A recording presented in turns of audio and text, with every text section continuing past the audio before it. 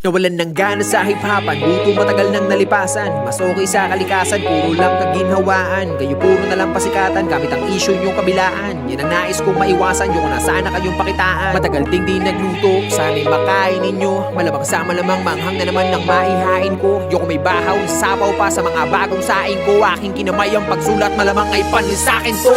Pinin nyo kahit asing kita mga bata, sigurado pa rin mas Sit down, bitch! Weak ka bro, pasakit ka pala, magaling na ako. Matasintado, wala ding amo, wala El Chapo. Hindi man yun na maging magaling, la pa rin kayo marating. Pagka makatira, mahihina, puta walang impacto. Hindi na kailangan malasing pa ako, dahil matagal naman na kita bisado. Tumating na panahon, nakarolex na ako, habang nakasuot pa din sa iyong diskasyo. Kamusta yung tinatago mong inggit? Di makadikit, pamihado ng misyado. Talentado, masensado, palit tayo ng estado.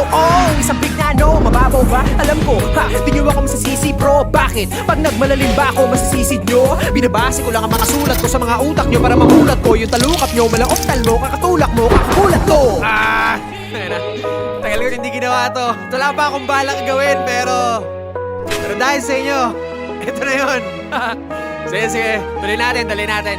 Madaming ayaw sa akin-rapper, matino daw ako masyado. Matagal na po ako nagbago, sawa na ako magpakagago. Dami ng laman na panalo, pumaldo na rin ang mga bako. Ngayon nasa na yung mga gago, tamang hirit na lamang ba ng balato? Kung inakala ninyo na madali lang lahat ito na gawin, akin ang tatapatin, nasasampalin yung mga pili magaling. Adik sa green, alak na gin, alol ka na, hindi ka natin, laka pa rin, kaya gawin. Hanggang ngayon nakaasa pa rin. Dami yung issue sa eksena, na-drop nyo kung may problema. Puro parinig, walang payanig, bukod sa baduy puta OA na. Tama na yung kababawan nyo, mga nauna at kasabayan ko. Puro katangahan naman yung pinagdadala nyo ng katapangan nyo. Ako na ako sa Palawan bro, goods na ako sa galawan ko. Kaya sorry na sorry sa lahat ng naangasan ko. At sa mga kabataan pumili ng kahangaan, patunayan nyo ang salita, kayo ang pag-asa ng bayan. Isa lang ang aral na tinuro sa atin ng panahon ngayon. Kung ano man ang mayroon, di pa habang buhay yun. Kaya huwag nating sayangin ang bawat pagkakataon. Ang salitang bukas, kaya bukas meron pa bang ganun.